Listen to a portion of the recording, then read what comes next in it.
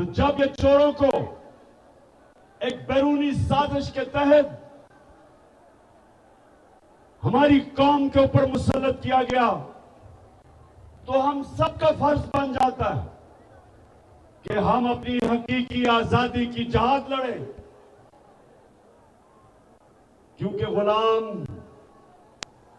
गुलाम की परवाज नहीं होती। सिर्फ आजाद इंसान ऊपर जाते हैं, आजाद मुल्क तरक्की करते हैं, गुलाम सिर्फ अच्छे गुलाम बनते हैं। तो जो ये साजिश थी, इसका क्या मतलब था? इसका मकसद ये था कि इनको पुतलों को ऊपर उठाया जाए, जिनकी दौलत मुल्क से बाहर पड़ी है, जिनके बड़े बड़े महलात मुल्क से बाहर हैं, जिनके बैंक अकाउंट मुल्क से बाहर हैं, जिनकी बड़ी बड़ी प्रॉपर्टीज और महलात मुल्क से बाहर हैं। सारा मकसद यह है कि इस तरह के चोरों को कंट्रोल किया जाता है। जिन लोगों ने बाहर से साजिश करके आपके ऊपर मुसल्लत किया, उनको पता है कि ये उनके सारे हुक्म मानेंगे, वो ये बाहर से कंट्रोल होंगे। और करा कि ना भूलें कि यही जरदारी और नवाज शरीफ 10 साल जब ये पावर में थे, 2008 से लेके 18 तक, तो 400 ड्रोन अटैक हुए हमारे मुल्क पे, कबायली इलाके जो यहां से दूर नहीं है। 400 ड्रोन अटैक हुए इन दोनों के, जब ये दोनों हुक्मरानी कर रहे थे। कोई दुनिया में मिसाल नहीं,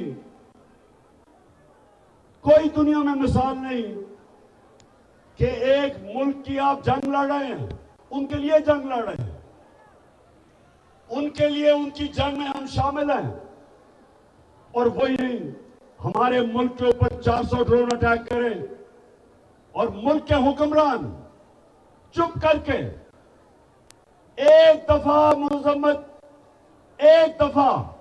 उनकी मजम्मत ना करें, प्रोटेस्ट ना करें, एहतजाज ना करें, बल्कि उनके साथ मिलकर इन्होंने हमारे मुल्क के ऊपर 400 ड्रोन अटैक करवाए, क्योंकि उनके गुलाम हैं, पैसे बाहर पड़े हैं इनके, और जिधर इनके पैसे पड़े हैं वो कंट्रोल करते हैं इनको। इसलिए ये साजिश के तहत इनको हमारे ऊपर मुसल्लत किया गया। और ये जो है, इनका मकसद मुल्क की ना महंगाई कम करना था, ना मुल्क की तरक्की करवानी थी। इनका सिर्फ एक मकसद था, एक मकसद है। नौजवानों, मुझे बताओ वो क्या है मकसद? क्या मकसद है?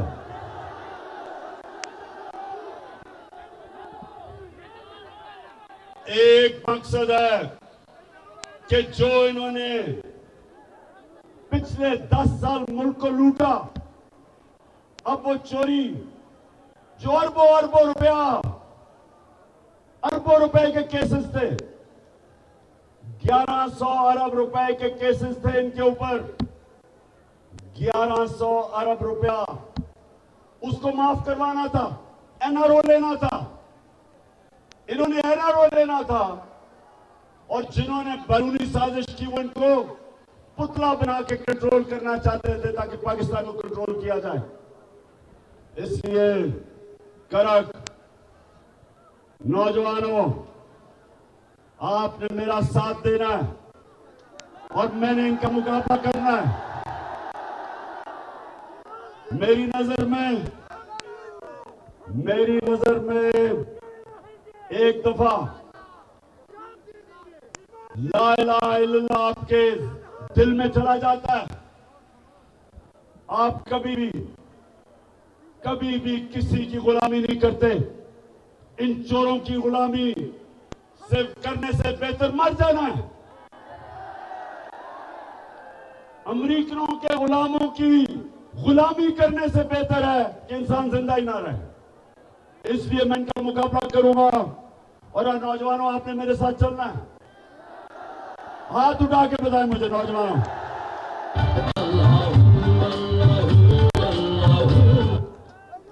अच्छा, साउंड सिस्टम हेलो।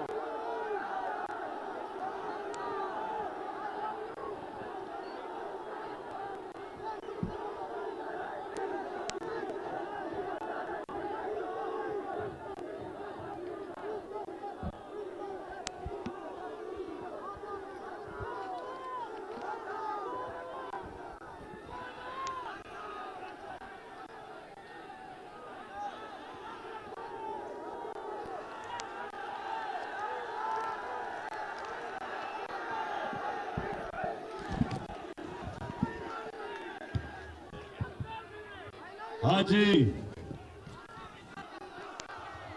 बड़े मौके पे साउंड गया। नीचे आ जाओ, नीचे आ जाओ, गिर जाओगे। अच्छा सुनो, कड़क कड़क। अच्छा, किसी ने अपने मोबाइल फोन के ऊपर वो जो क्राइम मिनिस्टर शहबाज शरीफ की टेप सुनी है? अब ये जरा मैं अपनी कौम को बताना चाहता हूं कि मेरा मौला अल्लाह सच का खुदा है, अल्लाह का। उसका वादा है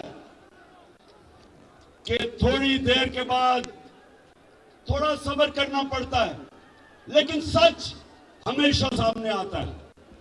अब वो क्या चीज उसमें टेप में आई? इसमें 3 चीजें खास तौर पे सामने आई। पहली चीज कि मरियम का दामाद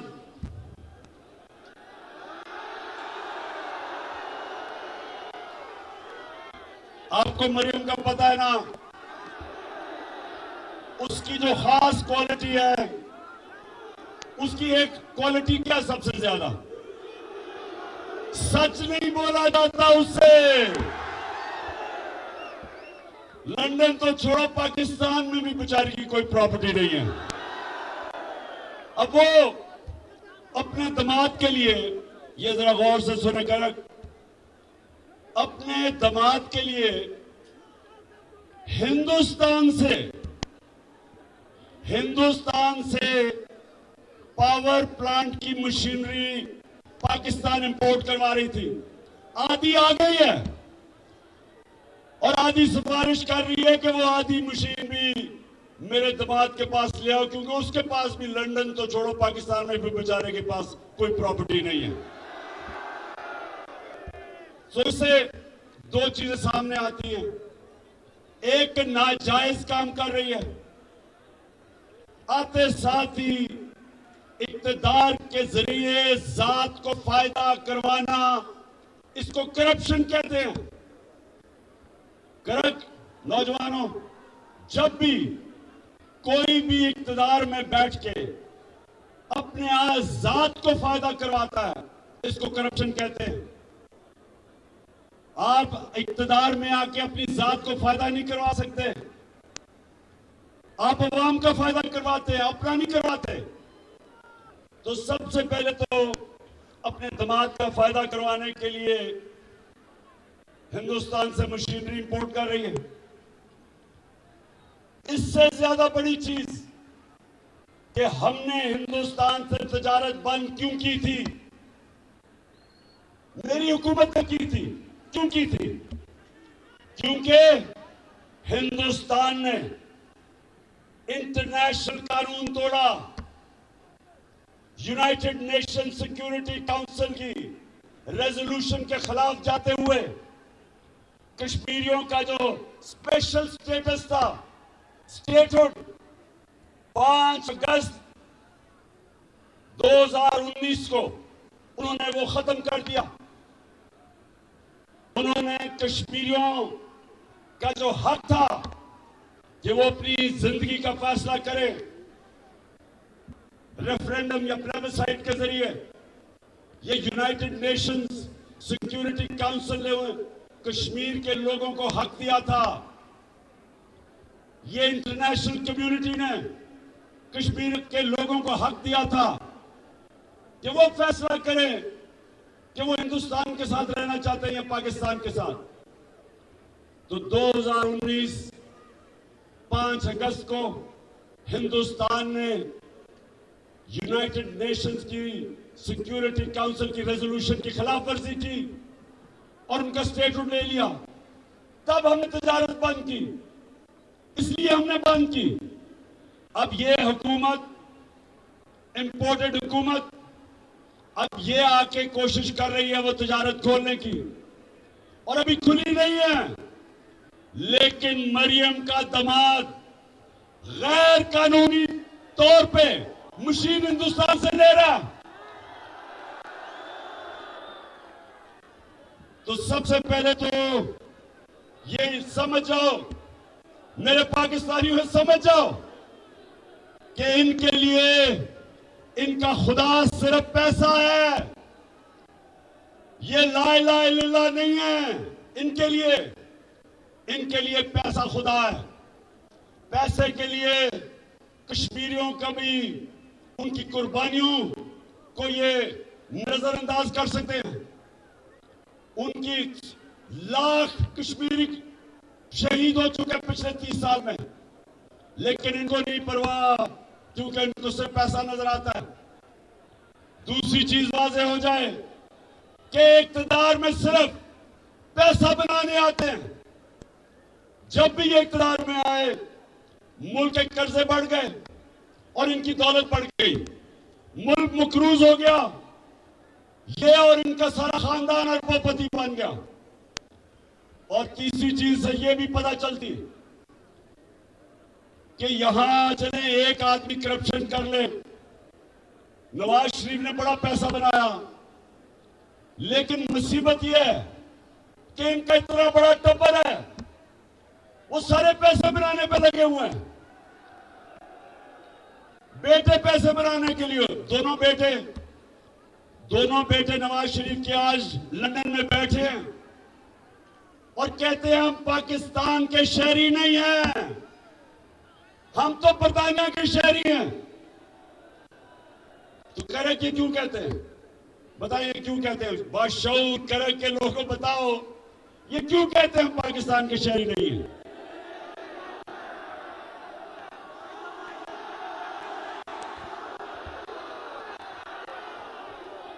ये इसलिए कहते हैं, करा के इसलिए कहते हैं कि अगर ये कहें पाकिस्तान के शहरी हैं तो इनको बताना पड़ेगा कि अरबों रुपए के घरों में रहते हैं ये। मैं लंदन सबसे बेहतर जानता हूं।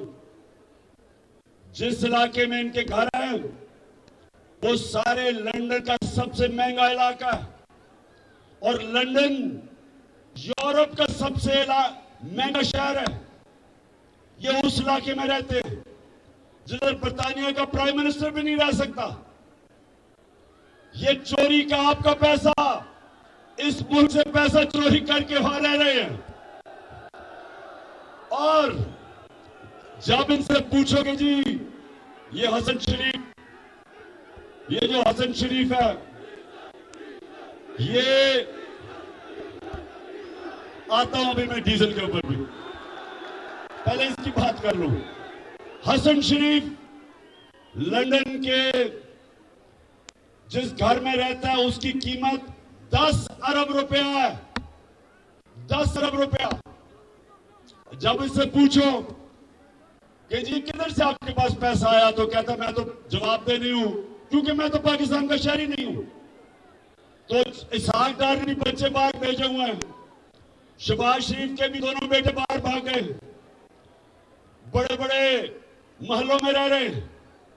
तो समझ जाएं कि ये जो सारे मिलके, ये जो सारा टब्बर है, सारे पैसे बना रहे हैं। और जब ये इक़्तिदार में आते हैं, इनका मकसद सिर्फ पैसे बनाना है। जो कि ये जो टेप लीक हुई है, इससे वाज़ेह हो गया कि अभी दामाद साहब ने भी पैसे बनाने हैं। मरियम को बहुत तकलीफ है कि मेरे दामाद को पैसे बनाने दो, उसको मुश्किलों में ना डालो, क्योंकि मरियम के पास तो बेचारी लंदन तो छोड़ो, पाकिस्तान में भी कोई प्रॉपर्टी नहीं है। तो करेक्ट सुनो जरा, मैं ये क्यों आपको कह रहा हूं। सारी दुनिया में मैं फिरा हूं, अमीर और गरीब मुल्कों में क्या फर्क है? सबसे बड़ा फर्क यह है कि जो मुल्क अमीर होता है वह कानून की हुक्मरानी होती है। मतलब ये कि ताकतवर और कमजोर के लिए कानून होता है, और जो गरीब मुल्क है जिधर गुर्बत है, उधर ताकतवर जब डाका मारे तो उसको एनआरओ मिल जाता है, और जो बेचारा सिर्फ कमजोर चोर जेलों में डालता है। मैंने जब जनरल मुशर्रफ के दौर में जेल में टाइम गुजारा आजाद अदलिया के लिए, तो पाकिस्तानियों ये याद रखो, वहां कोई अमीर डाकू नहीं मुझे नजर आया, सिर्फ गरीब लोग नजर आए। लेकिन जब मैं पाकिस्तान की नेशनल असेंबली में गया, बड़े बड़े डाकू नजर आए वहां। हमारा मुल्क का सबसे बड़ा मसला क्या है कि हम बड़े डाकुओं को नहीं पकड़ सकते। और कड़क, मेरे नबी सल्लल्लाहु अलैहि वसल्लम ने कहा था, कड़क गौर से सुनो, दुनिया का सबसे अजीम इंसान, लीडर, अल्लाह का आखिरी पैगंबर, उसने तब 1500 साल पहले कहा था कि तुम्हारे से पहले बड़ी कौमें तबाह हुई, जिधर कमजोर के लिए, वो अगर कमजोर चोरी करे तो जेल में, लेकिन अगर बड़ा ताकतवर आदमी डाका मारे तो वो माशरा उसको पकड़ता नहीं था। यही हो रहा है हमारे साथ। ये सारे जो चोर बैरूनी साजिश के तहत ऊपर बैठ गए, ये आपके सामने, सबके सामने चैलेंज आ गया है। अल्लाह ने हमें हुक्म दिया है कि जुल्म और नाइंसाफी के सामने खड़े हो। अल्लाह का हुक्म है। बस बस बस बस बस बस ठीक है, बस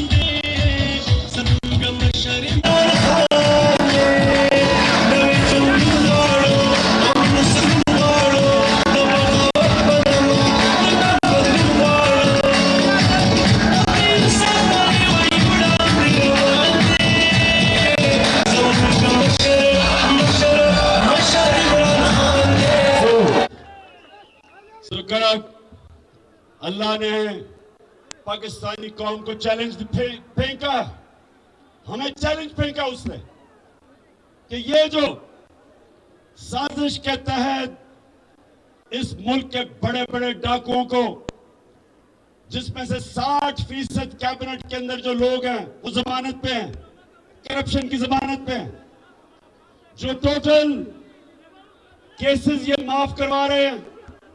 आए आए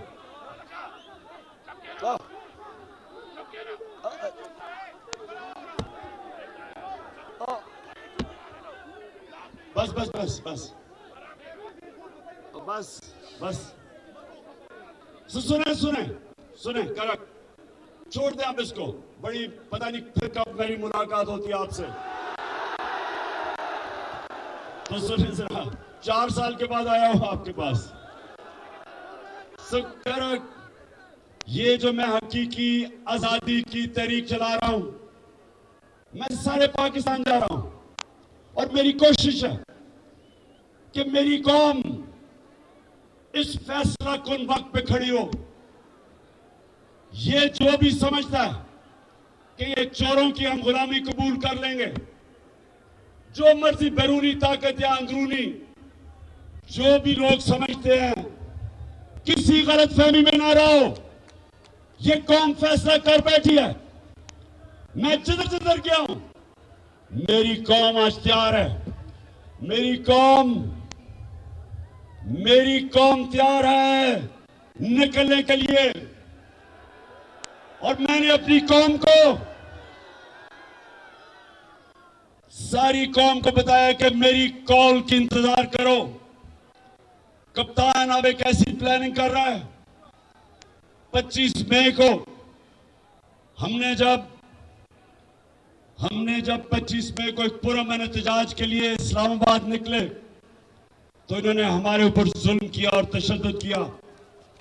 इन्होंने लोगों को जेलों में डाला, औरतें, बच्चे, फैमिलीज के ऊपर शेलिंग की। इन्होंने रात के 2-2 बजे तक, रात के अंधेरे में घरों के अंदर घुस गए। पंजाब में हमारे वर्कर्स को पकड़ के ले गए, ख्वातीन को, बच्चों को डराया। और जिस तरह की शेलिंग की इस्लामाबाद में और लिबर्टी चौक में, लाहौर में, इसकी कोई मिसाल नहीं मिलती कि फैमिलीज के ऊपर उन्होंने शेलिंग की। तो अब मैं तैयारी कर रहा हूं। मेरा प्लान है, वो जो मुजरिम कातिल राना सनाउल्लाह, उसका भी प्लान है, और शहबाज शरीफ का भी, और मेरा भी प्लान है। और इंशाल्लाह आप ये देखेंगे कि ये जो अब हमारी वारदात होगी इस्लामाबाद पे, ये आखिरी होगी और फैसला कौन होगी। लेकिन मेरे नौजवान हज़रात सुने, क्योंकि मेरी कौम गैरतमंद है, मेरे लोग तकड़े हैं, हमारी कौम ताकतवर है। हमारे लोग अल्लाह में मानने वाले, हमारे वो लोग हैं, हर मुश्किल वक्त पे कौम खड़ी हो जाती है। लेकिन ऊपर हमारे बैठे हैं वो लोग, आपने पता नहीं, खैर आपने तो नहीं देखा होगा, अभी शहबाज शरीफ न्यूयॉर्क गया हुआ है, उधर इसने एक इंटरव्यू दिया, एक औरत के सामने इंटरव्यू दिया, और इतनी मुझे शर्म आई कि पाकिस्तान का प्राइम मिनिस्टर औरत के सामने कह रहा है कि खुदा के वास्ते हमें पैसे दे दो कि पाकिस्तान तबाह हो जाएगा अगर पैसे ना दिए। हम अपने कर्जों की किस्तें वापस नहीं कर सकेंगे। उसको कह रहा है औरत को। मैं देख रहा हूं वो भी घबराई हुई है कि क्या कह रहा है मुल्क का प्राइम मिनिस्टर। वो तो एक टीवी एंकर थी, उसे कहता है कि अब दुनिया को पैगाम दे कि हमारा मुल्क तबाह हो गया और हम कर्जे नहीं वापस कर सकते। मैं इसलिए अपनी कौम के सामने आज ये भी कहना चाहता हूं कि देखें, करके सुने मेरी बात, ये बड़ा इंपॉर्टेंट है आपके लिए। कभी भी कौम भीख मांग के ऊपर नहीं आई। कभी भी कौम अपनी गैरत मिट्टी में मिला के ऊपर नहीं आई। कभी भी कोई कौम जिसके अंदर कौमी गैरत नहीं होती, कभी वो ऊपर नहीं आती। आज तक अगर हम कर्जे लेके और दुनिया के सामने भीख मांग के, एड लेके अगर हमें तरक्की करनी होती तो अब तक कर चुके होते। 40 साल से हम एड मांग के गुजारा कर रहे हैं। जब अफगान जहाद हुई तो जब पाकिस्तान ने उनकी मदद की, या पाकिस्तान ने कहा कि हम जहाद में शिरकत करते, तो ये याद रखें कि हमारे तब सरबराह ने पैसे मांगे कि हमें पैसे कितना में दोगे। जब 9/11 के बाद हम अमेरिका की जंग में शामिल हुए, फिर हमें सबसे ज्यादा यह था कि हमें कितनी इमदाद मिलेगी। डॉलरों के पीछे हमने सिर्फ इसलिए कि हमने अपने मुल्क को ठीक नहीं किया और पैर पर नहीं खड़ा किया, हम अपनी फॉरेन पॉलिसी अपने बजाय लोगों की बेहतरी के लिए हम दूसरों के लिए बनाते थे ताकि डॉलर मिल जाए, इमदाद मिल जाए। और अगर इसी पॉलिसी के तहत अगर मुल्क में खड़ा होना था तो अब तक खड़ा हो जाता। लेकिन बदकिस्मती कि आज पाकिस्तान का वजीर आजम अमेरिका में जाके हर जगह पैसे मांग रहा है कि जी खुदा के वास्ते पैसा दे दो। वो है वो वाला कि मैं भीख मांगने नहीं आया। मैं सऊदी अरब से होके आया हूँ, मैं यूएई के होके, अभी मैं तुर्की होके आया हूँ। और मैंने उन भाइयों को कहा कि आप हमारे बड़े अजीम भाई हैं, हमेशा आपने हमारी मदद की। और मैंने यही कहा जब मैं आया हूँ तो आप समझेंगे शायद मांगने आया, मैं नहीं आया, लेकिन मजबूरी है। और आप जिस तरह माजी में 75 साल में आपने हमारा हाथ बटाया है, कुछ अर्सा आप हाथ बटा। मैंने कहा मैं वादा करता हूं कि इंशाअल्लाह हम पूरी कौम हम मिलकर दिन रात मेहनत करेंगे, पसीना गराएंगे, अपने पांव पे खड़े।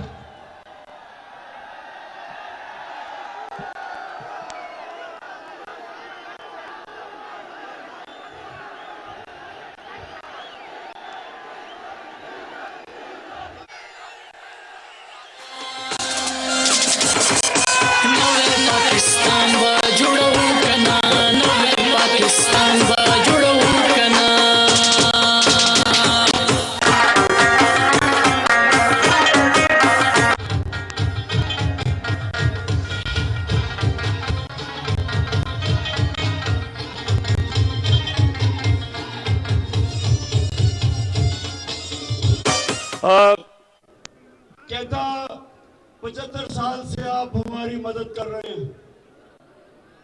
मैं मांगने नहीं आया, लेकिन मजबूरी है।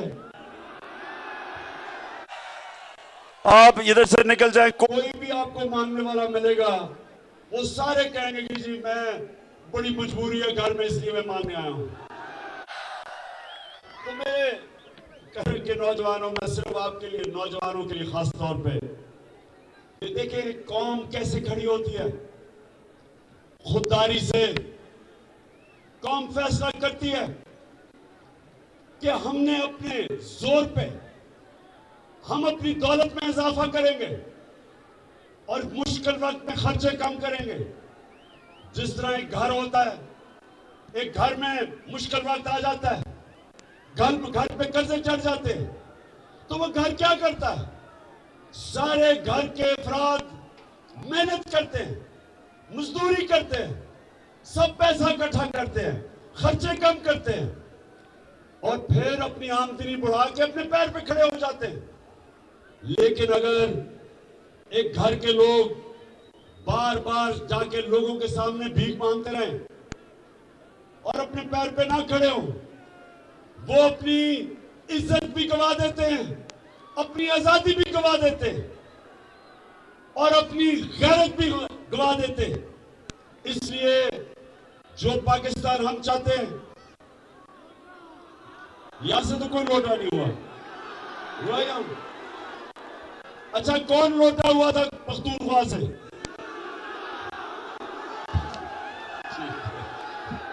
अच्छा, कह रहा, कब सुने मेरी बात। मैं अपनी तकरीर के आखिर में आ रहा हूं। मैंने जो आपसे आज बात करनी थी वो ये कि देखें, हमने अपने मुल्क को ठीक कैसे करना है, हमने अपने पैर पे खड़ा होना है। इस मुल्क में अल्लाह ने सब कुछ दिया है, हमने अपने लोगों के ऊपर पैसा खर्च करना है। जो हमने हेल्थ कार्ड, हेल्थ इंश्योरेंस जो हमने लेके आए थे कि अपने लोगों की हमने सेहत का ध्यान रखना है। हर खानदान के पास 10 लाख का हेल्थ कार्ड, उसके बाद सस्ते कर्जे दें ताकि लोग अपनी बिजनेस कर सकें और अच्छी पढ़ाई पे पैसा खर्च करें। अब महमूद खान एक एजुकेशन कार्ड लेके आ रहा है, उसके ऊपर हम पैसा खर्च कर रहे हैं कि अच्छे अच्छे तालिब इल्मों को हम एजुकेशन कार्ड है, कहीं भी जाके पढ़ सकते हैं, वो अच्छे स्कूलों में पढ़ सकते हैं जाके। कौमें आगे बढ़ती है अपने लोगों के ऊपर पैसा खर्च करके, और सबसे बड़ी बात कि वो दुनिया को पैसा एक्सपोर्ट करती है। जब तक आप एक्सपोर्ट नहीं करेंगे, आपकी आमदनी कैसे बढ़ेगी? एक्सपोर्ट से आमदनी बढ़ती है। हिंदुस्तान आज अपने पैर पे खड़ा है, आजाद फॉरेन पॉलिसी है। आज वो रूस से सस्ता तेल खरीद रहा है। अमेरिका जो भी कहे वो कहे, उसको परवाह नहीं है, क्योंकि वो अपने पैर पे खड़ा है। उसकी एक्सपोर्ट्स बड़ी है, रिजर्व्स हैं उनके। आज चाइना कैसे ऊपर गया? चाइना ने एक्सपोर्ट्स की। 30 साल में देखते देखते चाइना किधर चला गया। 90 की दिहाई में इंडोनेशिया, मलेशिया, ये ईस्ट एशियन टाइगर कैसे बने? एक्सपोर्ट करके। हमारे मुल्क की बदकिस्मती देखो कि ये दो खानदान 30 साल से मुल्क पे मुसल्लत हैं। 30 साल से ये हुकूमत कर रहे हैं दो करप्ट खानदान। इनके दौर में हिंदुस्तान भी आगे निकल गया, बांग्लादेश भी आगे निकल गया हमारे से। वो बांग्लादेश जो एक वक्त पे हम अपने ऊपर बोझ समझते थे जब वो ईस्ट पाकिस्तान था, वो भी आगे निकल गया, क्योंकि हमने कभी आगे का सोचा नहीं, कभी हमने आमदनी बढ़ाने का नहीं सोचा।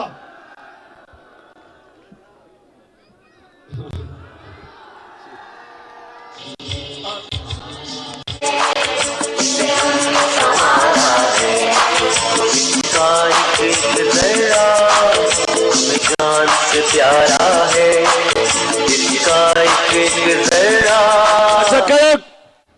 अच्छा करक, आप एक मुझे बताओ, आप वो काम पे टांगने वाली बिलावल को जानते हो?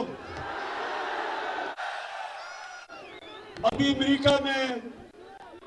अमेरिका में वो इंटरव्यू दे रहा था, तो उनको कहता कि जो इमरान खान है वो तो अपना आर्मी चीफ भी बनाना चाहता है, अपना आईएसआई चीफ भी बनाना चाहता है। बिलावल, तुमने अगर जिंदगी में 1 घंटा भी काम किया होता तो इससे ज्यादा अक्ल की बातें करते। 14 साल हो गए, उर्दू नहीं सीखी सही तरह। बिलावल, इमरान खान को ना अपना आर्मी चीफ चाहिए, ना आईएसआई चीफ चाहिए, ना अपना चीफ जस्टिस चाहिए, ना नैब का हेड चाहिए, ना अपना आईजी चाहिए। इमरान खान को मेरिट पे ये लोग चाहिए, मेरिट चाहिए। लेकिन तुम्हारा प्रॉब्लम क्या? बिलावल, जो तुम्हारा बाप जरदारी, उसको मेरिट के मतलब ही नहीं पता। अगर उसको मेरिट का मतलब पता होता तो आज तुम्हारी जगह एतजाज आसन को लगाया होता, जो एक मंझा हुआ सियासतदान है, पढ़ा लिखा पॉलिटिशियन। उसका और तुम्हारा क्या मुकाबला था? और अगर मेरिट होता तो तुम्हारा सारा टब्बर आज इक़्तिदार में ना होता, और अगर मेरिट होता तो ये शरीफ खानदान का इतना बड़ा टब्बर सारे इक़्तिदार में, सारे अच्छा रिश्तेदार भी, वो भी इक़्तिदार में। इसहाक डार वो भी रिश्तेदार बन गया है। अब ये भी रिश्तेदार है, मरियम का दामाद, जिसके लिए ये हिंदुस्तान से मशीनरी बुलाई जा रही है गैर कानूनी तौर पे। और दूसरी चीज, और मरियम क्या कहती कि ग्रिड स्टेशन बता दो मेरे वो दामाद की हाउसिंग सोसाइटी में। ग्रिड स्टेशन करक, ग्रिड स्टेशन का मतलब हर हाउसिंग सोसाइटी को अपना ग्रिड स्टेशन बनाना पड़ता है। ये कह रही है कि सरकारी तौर पे बना दो। सरकारी तौर का मतलब कि आपके टैक्स के पैसे से बना दो। और एक ग्रिड स्टेशन मैं तो नहीं जानता, कम से कम 70-80 करोड़ का तो आता होगा। 70-80 करोड़ का फायदा करवा दो मेरे दामाद को आपके पैसे से। तो इन दो खानदानों को तो मेरिट का मतलब ही नहीं पता। मेरिट, आज तक 10 साल पाकिस्तान का कप्तान रहा हूं, किसी टीम से पूछो कि मेरिट के ऊपर सिलेक्शन इमरान खान करता था या नहीं। शौकत खाना में पूछो, इंटरनेशनल स्टैंडर्ड का अस्पताल है, क्या मेरे कोई रिश्तेदार है वहां? नमल यूनिवर्सिटी देखो, मेरिट पे चलती है। आज तक कोई इदारा दुनिया में मेरिट के अलावा नहीं कामयाब होता। और ये दो खानदान इनको मेरिट का मतलब नहीं पता। और इंशाल्लाह हम सारे मिलकर इस मुल्क में इलेक्शन की तरफ जाएंगे और इन इलेक्शन के बाद हमेशा के लिए ये जो दो माफिया, जरदारी माफिया और शरीफ माफिया, इंशाल्लाह हमेशा के लिए इनको पाकिस्तान की पॉलिटिक्स से इलेक्शन के बाद शिकस्त देंगे, इलेक्शन से शिकस्त देंगे।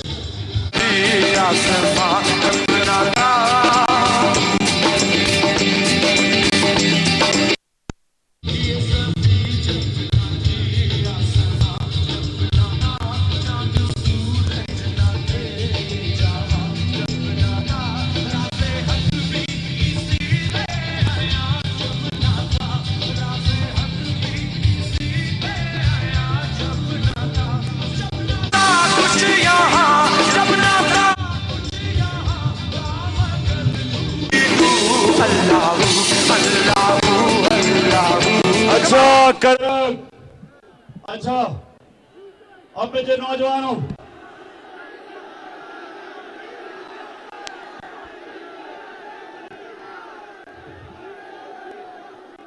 अच्छा मेरा प्लान क्या है इस इलेक्शन में?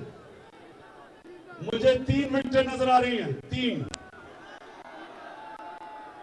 एक है बड़ी मुल्क की बीमारी जरदारी, एक है चेरी ब्लॉसम शहबाज शरीफ, क्योंकि शहबाज शरीफ की खासियत पता क्या है?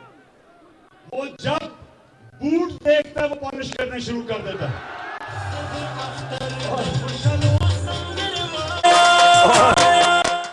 और जितना बड़ा बूट उतनी अच्छी पॉलिश करता है वो। और तीसरी विकेट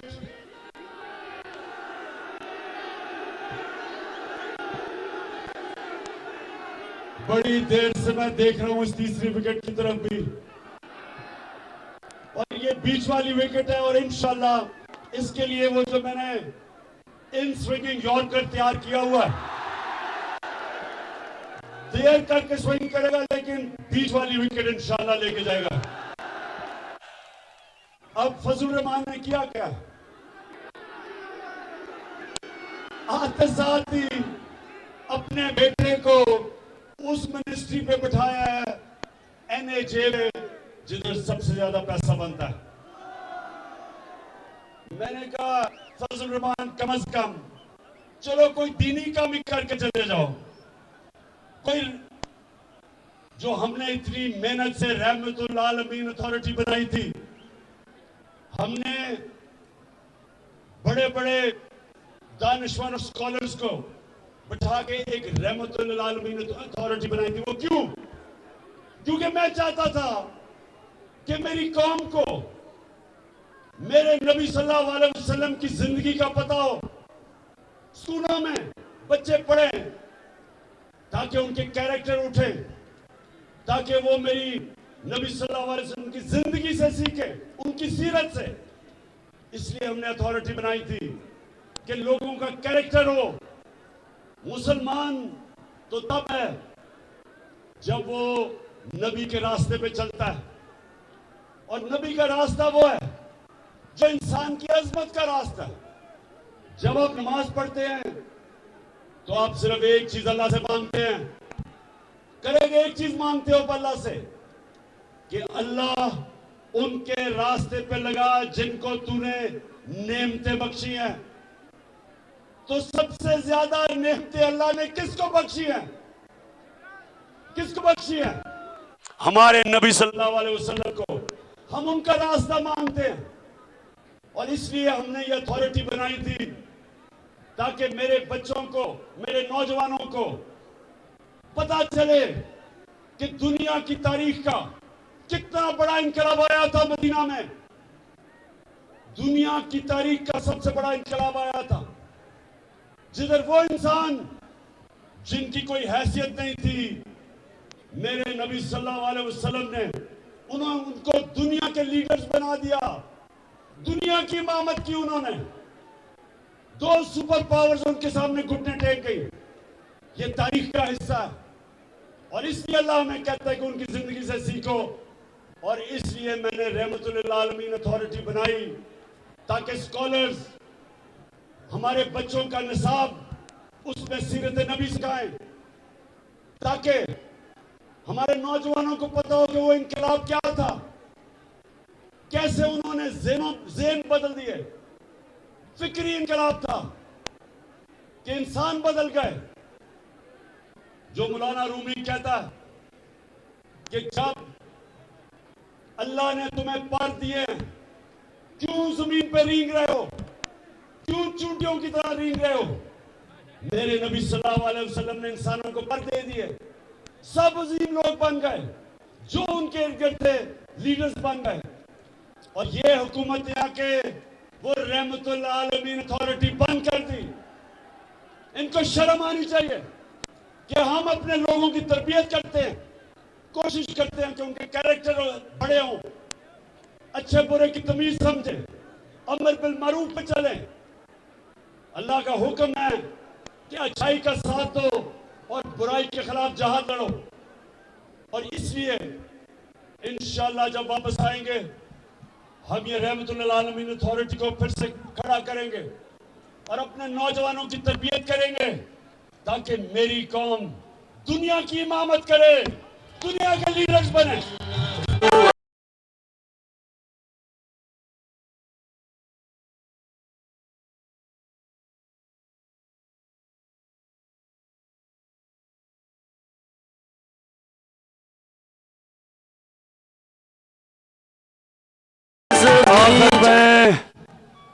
मैं आपके जज्बा और जुनून को आज सलाम करता हूं।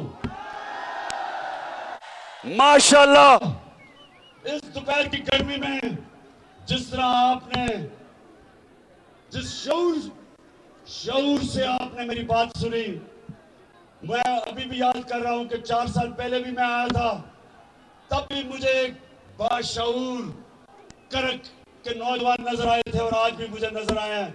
मैं आपका शुक्रिया अदा भी करता हूं, आपको सलाम करता हूं। अल्लाह अल्लाह अल्लाह अल्लाह।